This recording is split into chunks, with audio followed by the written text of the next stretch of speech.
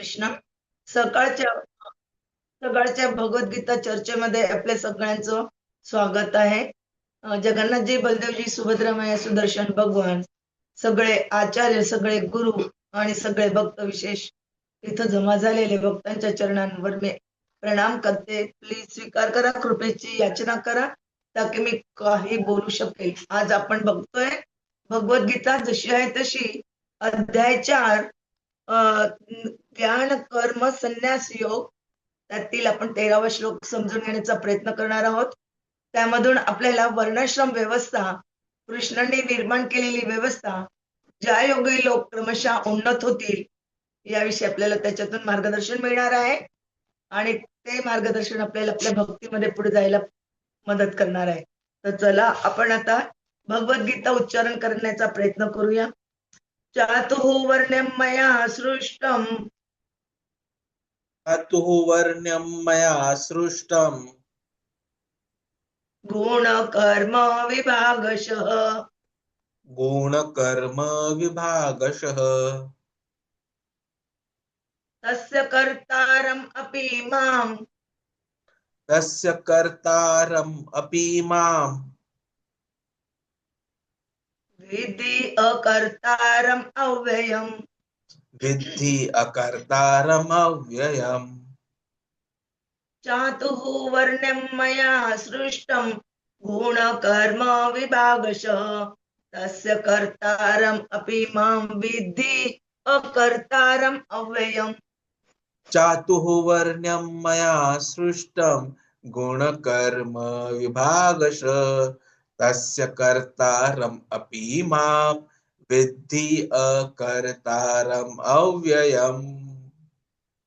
चातुः वर्ण्यं मया सृष्टं गुणकर्म विभागशः तस्य कर्तारम् अपि मां विद्धि अकर्तारम् अव्ययम्.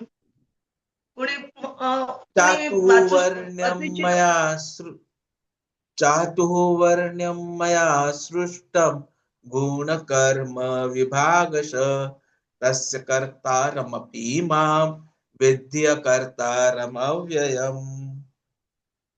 अजून कोणी वाचू इच्छितो?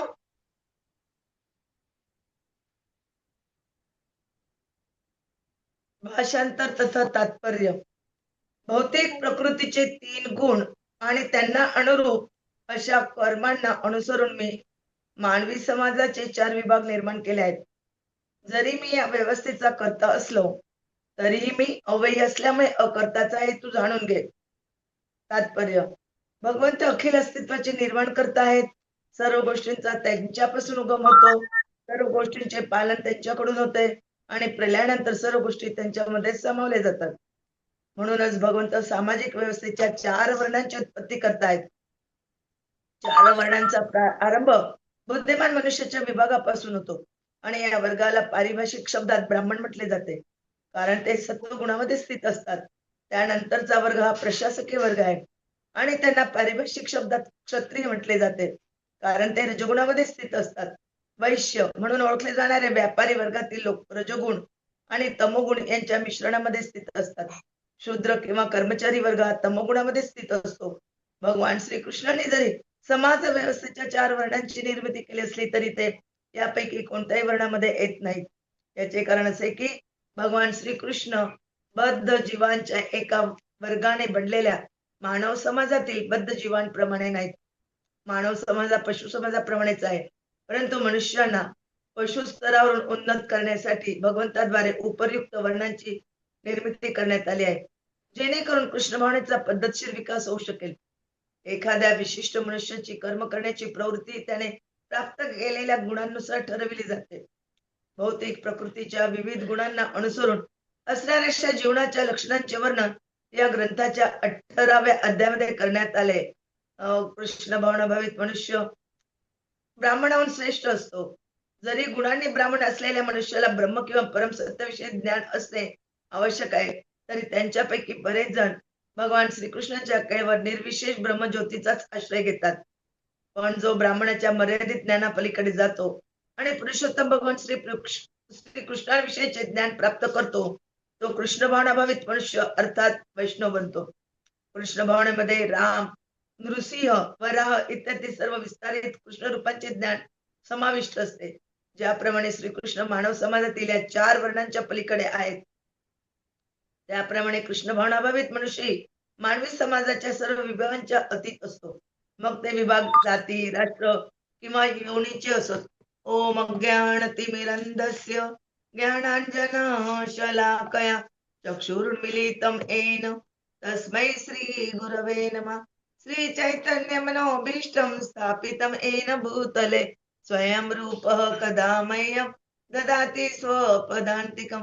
वन्देऽहं श्रीगुरोः श्रीयुतपदकमलं श्रीगुरून् वैष्णवाञ्च श्रीरूपं साग्रजातं सगण रघुनाथान्वितं तं सजीवं साद्वैतं सावधूतं परिजनसहितं कृष्ण चैतन्य देवं श्री राधा कृष्ण पादान् सगण ललिता श्री विशाखान्वितांच.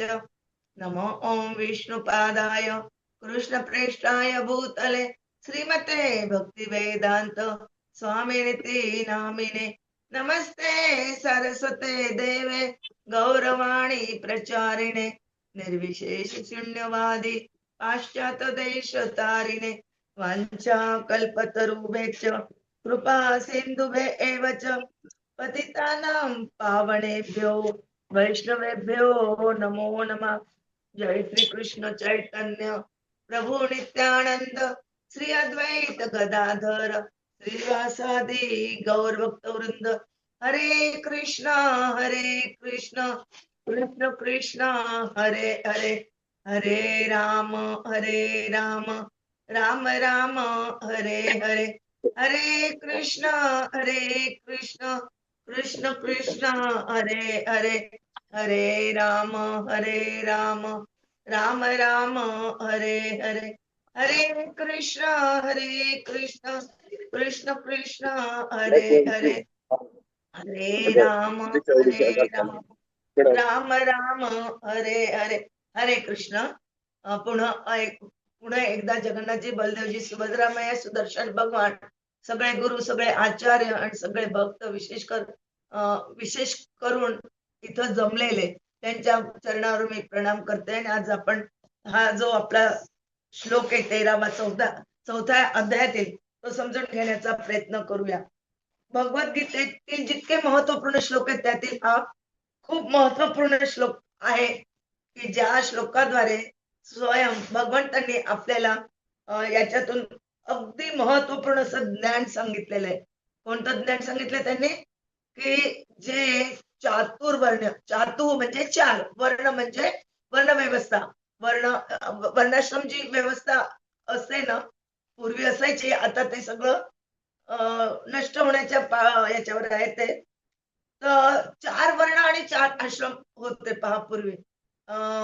ब्रह्मचर्य आश्रम, गृहस्थ आश्रम, वानप्रस्थ आश्रम आणि संन्यास आश्रम.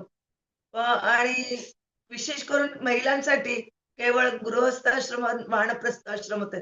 त्यांच्यासाठी ब्रह्मचारी किंवा संन्यास वगैरे नव्हतं. तर काय करायचे ब्रह्मचारी जेव्हा त्यांना वाटायचं की आता आपण याच्यात नाही राहू शकत, मग त्यावेळेला ते गृहस्थाश्रमामध्ये प्रवेश करायचे. आणि असं म्हटलं गेलं होतं की वयाच्या 25 वर्षापर्यंत ब्रह्मचर्य पालन करायचं, मग 25 ते 50 गृहस्थाश्रमाचं पालन करायचं, 50 नंतर नावच काय त्याचं 51 म्हणजे वनात जायचं, वानप्रस्थ स्वीकारायचं, आणि 75च्या पुढं संन्यास आश्रम. कारण असं म्हटलं जायचं की माणसाचं आयुष्य कमीत कमी 100 वर्ष आहे. पण आता ते तेवढं राहिलं नाही. प्रत्येकाला 100 वर्ष जगायला मिळेलच याची गॅरंटी पण नाहीये.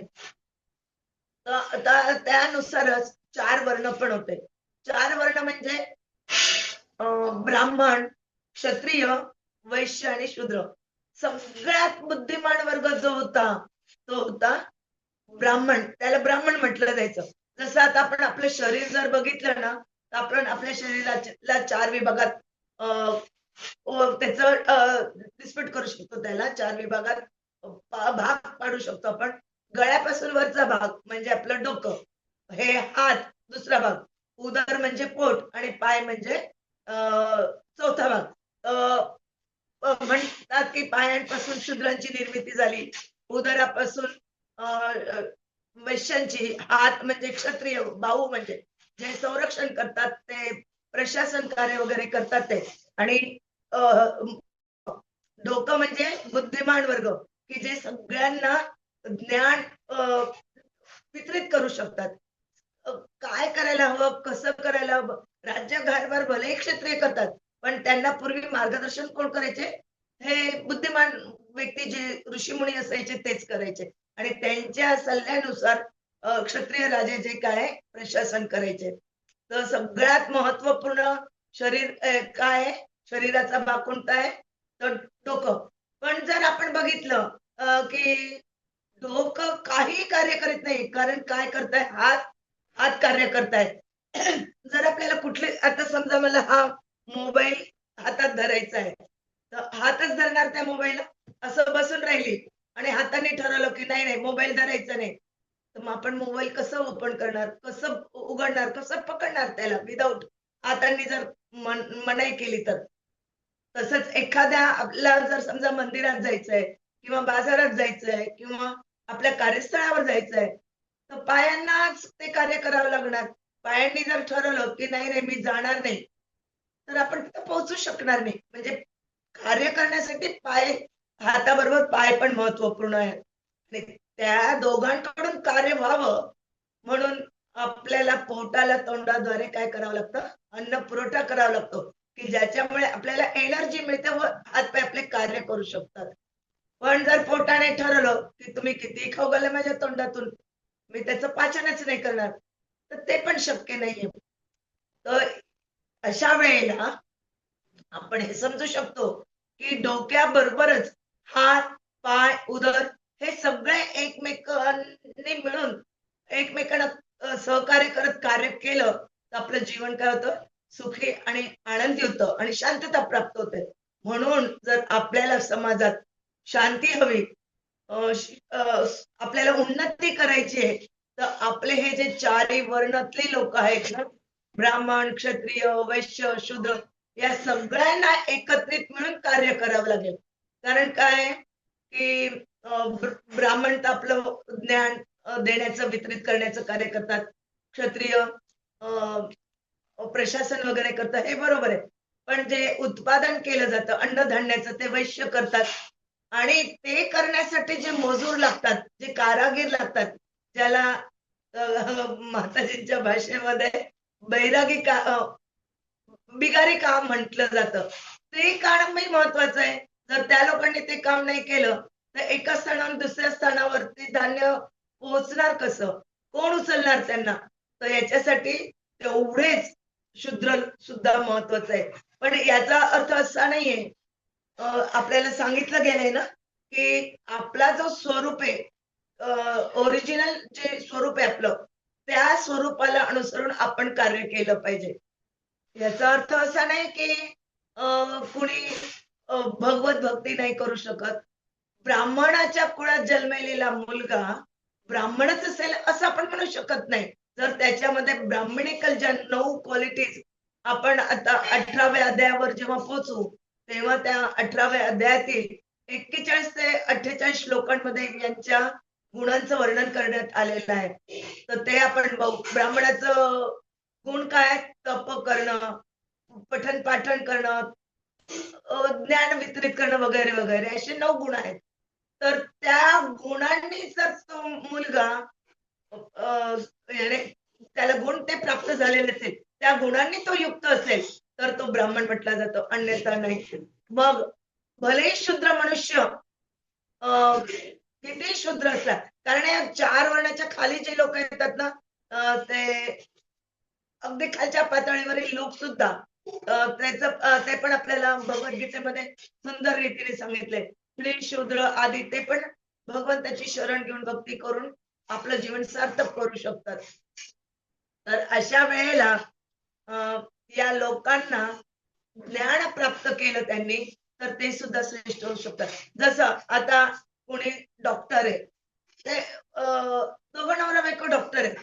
त्यांना जी मुलं होतात, म्हटलं जातं की अरे हे तर हॉस्पिटलमध्ये जन्माला आलं, तर 2 घंट्यानंतर 2 तासांनी आपण त्या मुलाला काय स्टेथोस्कोप वगैरे देऊन म्हणणार का की तो पण डॉक्टर आहे?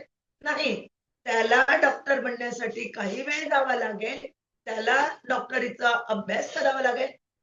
त्याने जर डॉक्टरांची विद्वत्ता प्राप्त केली तर तो डॉक्टर बनू शकतो. त्याला मग आपण डॉक्टर म्हणू शकतो. मग तो समाजाची सेवा करू शकतो. जे पेशंट आहे, रोगी आहेत, त्यांना तो ट्रीट करू शकतो. तसंच एखादा वकील आणि त्याच्या घरात जर त्याचा मुलगा झाला तर असं नाही म्हणू शकत, की माझे पप्पा वकील आहेत, मी पण वकील आहे. नाही. त्याला सुद्धा काय करावं लागेल? वकिलीचा अभ्यास करावा लागेल. म्हणजे त्याला पण शिक्षण करत एल-एल-बी, एल-एल-एम वगैरे ज्या डिग्री आहेत, त्या प्राप्त करेल, त्याचं ज्ञान प्राप्त करेल, तर त्या ज्ञानाच्या बळावर तो आदर्श वकीलही बनू शकतो, आदर्श जजही बनू शकतो. आता एखाद्याला आय-एस व्हायचं असेल, त्याला त्या प्रकारचा अभ्यास करावा लागेल. असं नाही की शेतकऱ्याच्या घरात मुलगा जन्मलाय किंवा शूद्र कुळात जन्मलाय, तो आय-एस नाही बनू शकत, असं नाहीये. तो सुद्धा आपल्या प्रयत्नाने ज्ञान प्राप्त करून आय-एस बनू शकतो, एखादा प्रशासकीय अधिकारी बनू शकतो. अ, ज्या गुणवत्ता त्याने प्राप्त केली असेल त्याप्रमाणे तो बनू शकतो. तर हे सगळं कोणी केलेलं आहे? भगवंत आपल्याला म्हणतात या श्लोकामध्ये, की हे जे प्रकृतीचे 3 गुण आहेत. 3 गुण कोणते? रजोगुण, सतोगुण आणि तमोगुण. ब्राह्मण जे काय सत्वगुणात असतात. तर सत्वगुणी जे लोक आहेत, त्यांना भगवंताचं ज्ञान असतं, त्यांचं कार्य सगळं सत्वगुणामध्ये चालतं. ते ब्राह्मण आणि त्या त्यांना ते ब्राह्मण म्हटलं जातं. आणि जे रजोगुणात असतात, ते क्षत्रिय होत.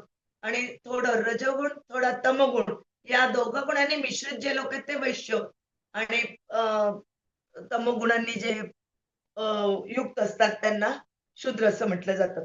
तर हे चारही वर्ण या 3 गुणांच्या अनुरूप त्यांचे कर्म, त्यांचे पूर्वीचे जे कर्म होते, पूर्वीच्या कर्मानुसार, पापानुसार त्यांना त्या प्रकारचं जन्म त्या कुळामध्ये जन्म मिळतो आणि त्यानुसार त्यांचा स्वभाव बनतो आणि आपल्या ओरिजिनल स्वभावानुसार आपल्याला ते कार्य करावं लागतं आणि तर मग समाजात शांतता. अन्यथा काय होतंय आज? लूटमार चालू आहे, भ्रष्टाचार चालू आहे. हे चालू होण्यामागची कारणं काय आहेत? अ, काल मी परमपूज्य भक्ती आश्रय वैष्णव महाराजांचं ऐकत होते मॉर्निंग टॉक. त्यामध्ये त्यांनी तेच सांगितलंय, की भ्रष्टाचार हे केवळ अन केवळ हे आपण समाजाचं जे वर्गीकरण करण्यात आले, वर्णाचं जे वर्गीकरण करण्यात, त्या वर्णानुसार आपण आपलं कार्य नाही करत आणि त्या कार्य न करण्यामुळे काय होतंय? समाजामध्ये लूटमार, भ्रष्टाचार जे अनर्थ होतात आहे, ज्या अनैतिक घटना होतात आहे, त्या घटनांना प्राधान्य प्राप्त होतंय आणि त्यामुळे ते समाजात शांती प्राप्त आणू शकत नाही. आणि आपल्याला जर शांती हवी असेल, तर आपल्याला या घटनांपासून मुक्त होण्यासाठी कुणाचा आधार घ्यावा लागेल? आपण आता सकाळीच ऐकलं, की भगवंताच्या चरण कमलांचा आपल्याला आधार घ्यायचा आहे. आणि तो आधार घ्यायचा आहे म्हणजे काय करायचंय? त्यांना प्रार्थना करायची आणि म्हणायचंय, हरे कृष्ण, हरे कृष्ण, कृष्ण कृष्ण, हरे हरे, हरे राम, राम राम, हरे हरे. आणि महाराजांनी याचं मस्त हे केलेलं आहे. काय म्हणतात ओढ करून त्यांनी त्याचा अर्थ सांगितलाय. चातु वर्ण. वर्ण त्यांनी म्हटलंय की कलर. कलर म्हणजे रंग आणि चातु म्हणजे चातुर्य. की भगवान कृष्ण हे कसे चतुर आहेत. चतुराईने ते कोणतंही कार्य करतात आणि या चतुराईने त्यांनी 4 वर्णांची निर्मिती केलेली आहे आणि त्यानुसार आपण जर काही एखादं काम करायचं म्हटलं, त्याचं अरेंजमेंट करायची म्हटली, तर आपल्याला ते खूप कठीण जातं. पण हे एवढं मोठं ब्रह्मांड, त्यातील लोकांची व्यवस्था, त्यांची देखरेख वगैरे ज्या गोष्टी कराव्या लागतात, ते किती कठीण आहे. आपल्यासारख्या सामान्य माणसाला करता येणं शक्य नाही. हे कार्य कोण करू शकतं? तर भगवंतच करतात आणि तेही त्यांच्या काय म्हणतात आपण या भौतिक सीमेच्या पलीकडे आहेत, परे आहेत.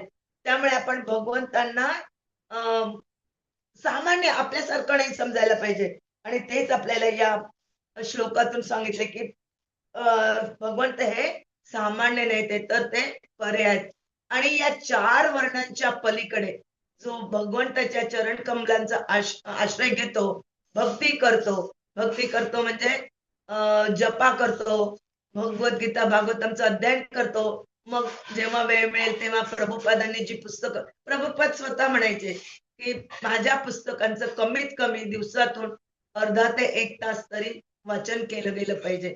तेव्हा आपण शुद्ध होऊ शकतो व आपल्या हृदयावर जी मलिनता आहे ती मलिनता हळूहळू धुतली जाते. आणि त्यासाठी आपल्याला आधार घ्यायचा आहे. हरे कृष्ण कृष्ण कृष्ण हरे हरे, हरे राम राम राम हरे हरे. जेव्हा आपण तन्मयतेने पूर्ण या साधनेमध्ये तल्लीन होऊन कार्य करणार तेव्हा काय होणार, आपण आपला जो वेळ आहे तो सार्थक केला. वास्तविक तसं बघितलं तर निर्विशेषवादी काय होतात, त्यांना ज्ञान असतं पण ते ब्रह्माच्या पुढे जाऊ इच्छित नाही. ते ब्रह्मांमध्येच विलीन होतात आणि तिथंच ते स्थिर होतात. जेव्हा त्यांना कोणी भक्त मिळतं, त्यांना ज्ञान प्राप्त होतं, तेव्हा ते थोडं परमात्मापर्यंत जातात व मग हळूहळू भगवान पर्यंत पोहोचतात. आणि जे पूर्ण भक्त आहेत ते काय म्हटलं जातं त्यांना, वैष्णव. आणि हे वैष्णव या चारही वर्णाच्या वर असतात.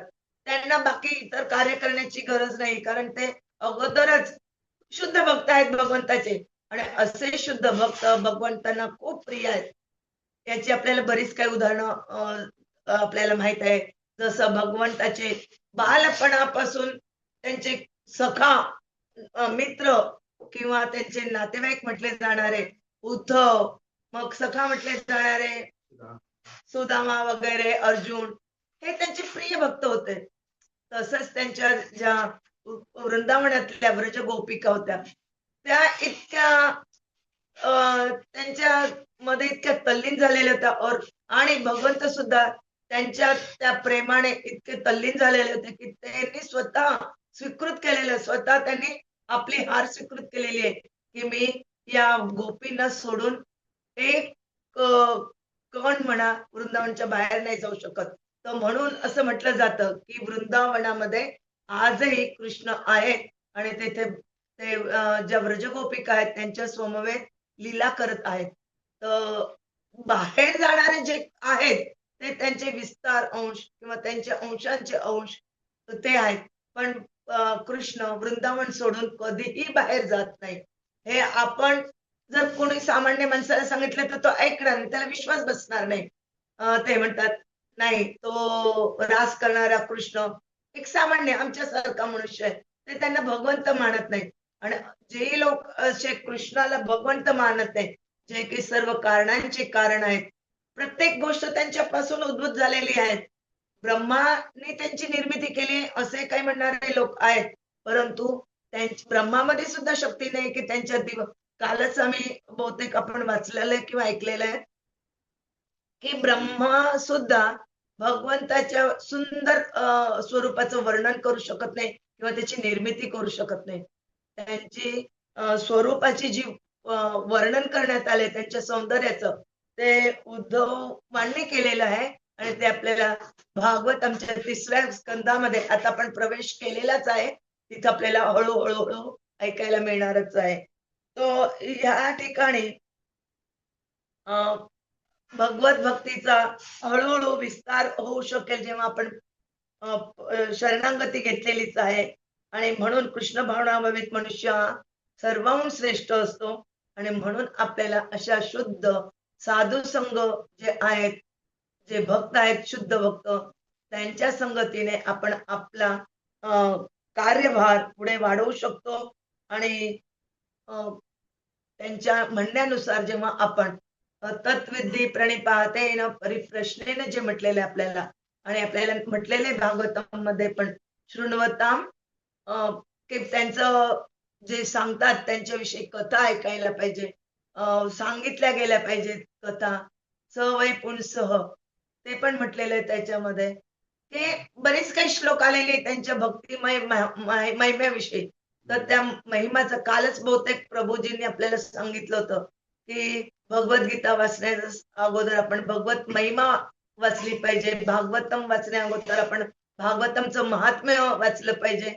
असं आणि जेव्हा आपल्याला जप वगैरे करायचा असतो तेव्हाही त्याविषयी महात्म्य जे सांगितलं ते थोडं जर ऐकलं ना आपण तर आपल्याला त्याच्यामध्ये थोडं रुची निर्माण होऊ शकते. आणि म्हणून तर आपण जेव्हा जप सुरू करतो त्याच्या आधी आपण अ, अ, चैतन्य महाप्रभूंनी जे शिक्षाष्टक दिलेलं आहे ते 8 श्लोक आपण रोज वाचतो. नंतर 10 नाम अपराध वाचतो आणि मग आपण आपल्या जपाला सुरुवात करतो.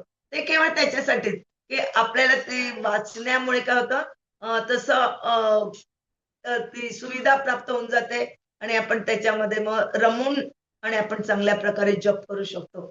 आणि आपली जप करणं केवळ ज्ञान प्राप्त करून काही प्राप्त होत नाही. तर आपल्याला ज्ञानाबरोबर आपली साधना पण तेवढीच महत्वाची आहे. आणि आपण जेव्हा आपली साधना अ, आपल्या गुरूंनी आपल्याला साधू संघांमुळे, सत्संगामुळे, भक्तांच्या संगतीमुळे जे काही ज्ञान प्राप्त झालेलं आहे ते आपण त्याच्यावर चिंतन करून, मनन करून आपण ते अंमलात आणण्याचा प्रयत्न केला, तर आपण खरोखर शुद्ध भक्त बनू शकतो. आपणही शुद्ध भक्त बनून पुढे जाऊन कुणाच्याही समोर आपण सुद्धा एक आदर्श बनू शकतो आणि आपण एक आदर्श कोणी आपल्याला नावं ठेवणार नाहीत. आपलं जी साधना आहे ती कुणाला दाखवण्यासाठी नाही, तर ती मनापासून साधना झाली पाहिजे. मनापासून आपलं वाचन झालं पाहिजे. मनापासून आपण सगळं काही ऐकलं पाहिजे. हेच आपण परमेश्वराजवळ प्रार्थना करूया आणि भगवंताला जे आपण सकाळी ऐकलं, की भक्तिविनोद ठाकूरांनी म्हटलंय, की मी एक पतित जीव आहे. या पतित जीवाला या भवसागरातून तारण्यासाठी केवळ आपल्या चरण कमलांचाच आश्रय महत्वाचा आहे आणि त्या चरण कमलांचा आश्रय मला प्राप्त व्हावा व मला या भवसागरातून पार नेण्यासाठी आपणच मला मदत करू शकतात आणि आपणच ते कार्य करावे. तुमच्या चरणाशी माझं मन स्थिर व्हावं ही विनवणी करताय. तशीच आपण विनंती करून आज आपण इथंच थांबूया. पुढे पुन्हा जे काय महत्वपूर्ण श्लोक आहेत ते आपण पुढे नंतर बघणारच. हे आपण डायरेक्ट याच्यासाठी बघितलं, की याच्या वरची आपण भूमिका नाही घेतली, की काय सांगितलंय, काय नाही सांगितलंय. आपल्याकडे वेळ फार थोडा असतो आणि थोड्या वेळात एवढं सगळं चर्चा करणं शक्य नसतं. त्यामुळे जेवढं महत्वपूर्ण होऊ शकेल तेवढं आपण चर्चा करण्याचा प्रयत्न केलेला आहे. आपल्याला यापेक्षाही जास्त काही माहित असेल, आपण त्याचं वाचन करावं, पठण करावं. ते तुमच्यासाठी आज प्रभूजींच्या भाषेमध्ये होमवर्क आहे आणि तुम्हाला काय वेगळे अजून काय पॉइंट मिळाले किंवा काही उदाहरणं मिळाले, तर तुम्ही चॅटमध्ये टाकू शकतात, की त्याचा उपयोग इतर भक्तांना सुद्धा होईल. एवढं बोलून मी इथंच थांबण्याचा प्रयत्न करते. माझ्याकडून काही चूक झाली असेल तर मला क्षमा करावी आणि कुणाला काही बोलायचं असेल, सांगायचं असेल तर आपल्याकडे वेळ असेल तर आता आपण बोलूया. अन्यथा आपण एक माळा प्रभुपादजींच्या बरोबर करून वेळ उरला तर मग त्यावेळेला आपण चर्चा करूया.